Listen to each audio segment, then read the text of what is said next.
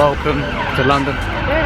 Welcome to London's Trafalgar Square. And welcome to the London Channel. My name's Barry Roberts. I've lived here all my life. I was born here. It's the city I call home. And like many Londoners, for many years I took the city I called home very much for granted. I spent most of the time avoiding the slow-moving herds of tourists and trying to avoid all the traps, the tourist traps visitors fall into. That was until I started a YouTube channel quite a few years ago, which was supposed to be about my jewellery business, but due to popular demand of the viewers, the star of the show very quickly became, I wish I could say me, but it became the city I live in, London. So I started making short guides to the city, which then evolved into a Amazon show, the Roberts London Show. But because it evolved over many years, that channel became a bit of an eclectic mix of content. So when you look at it now, it's not very clear what it is. So I thought I'd start from scratch, start a fresh channel. And I was trying to come up with clever names.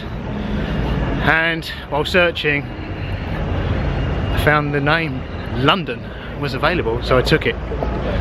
So the London Channel is born. Now, because I've lived there all my life, I'm aware that there's a lot I take for granted that I'm very familiar with. So I started looking at other London guides, looked at other YouTube channels, looked at websites, and a lot of them have a clever angle, a niche. So some will look at the city from the perspective of a European or a Russian or American. Some will look at it from a historic point of view. There are websites about hidden gems and secret locations. But I kind of wanted something a bit more basic, general, and to cover all of that. So the name London is very fitting. I started looking at guidebooks to help me to find inspiration for the actual basics that a visitor would need that I don't. And again, many of them were quite complicated. And then just up here, I was walking down a street called Cecil Court, which is full of antiquarian bookstores. There's a little red book outside with London on the front. So I took a flick through it.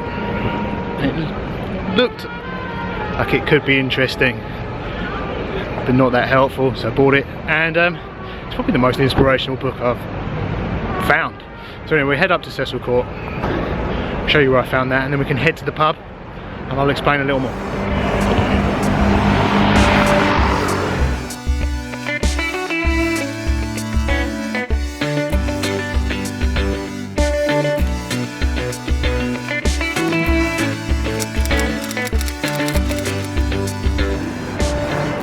Okay, welcome to Cecil Court. Now, most of the shops are shut right now, but during the day, these bookstores have little stores outside, mainly where they're selling off the books they want to clear out.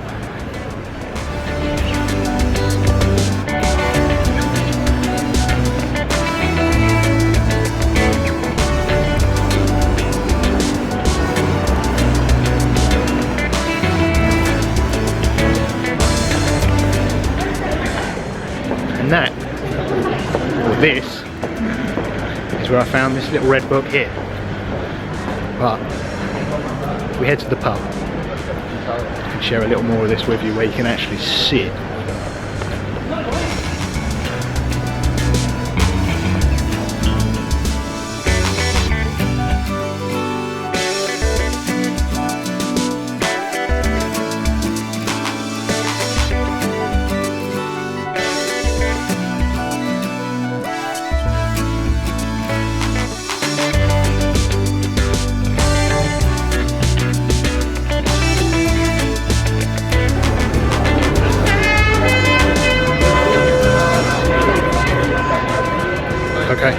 to the Shandos pub.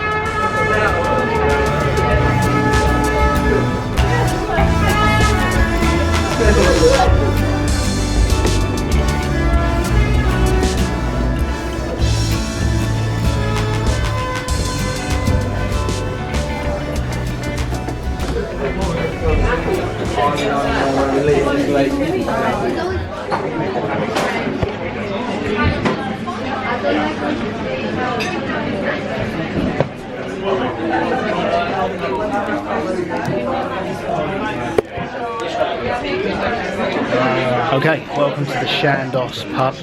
Seat right next to the fire. This is the Little Red Book picked up in Cecil Court, just down the road, which was the most inspirational guidebook I've found yet. The only thing is, it's 130 years old. So this Little Red Book, London and its environs, that I found in Cecil Court, has probably been the most inspirational for the type of content I want to create for this channel. The only drawback is this copy was printed in 1889, so it's a little out of date. Surprisingly though, most of the stuff that is in the book you could still apply today. However, over the last 130 something years, a lot's been added to the city that isn't in here. But it's the opening preface, the opening paragraph of the preface that really struck a chord. The chief objective of this handbook for London, like that of the editor's other European and Oriental guidebooks, is to enable the traveller to employ his time, his money and his energy that he may derive the greatest possible amount of pleasure and instruction from his visit to the greatest city in the modern world. And I guess that's the kind of content I want to create myself for this channel.